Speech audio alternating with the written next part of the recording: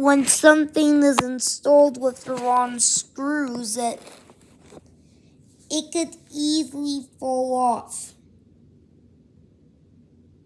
You see, if something ceiling is mounted to the ceiling with regular screws, it would just fall off.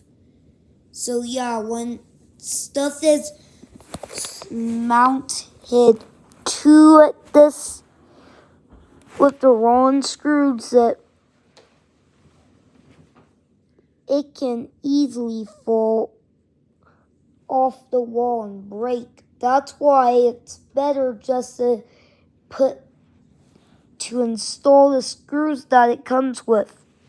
When you install ceiling screws to stuff with the wall, most people think it would be the best thing to do. But it would, but it could easily fall off and break if you untied it with a screwdriver. Just be sure not to get a flathead screwdriver if it's an X, the letter X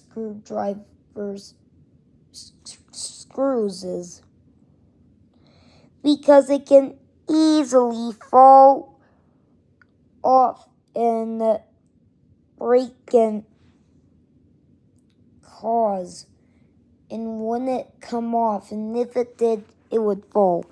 Bye.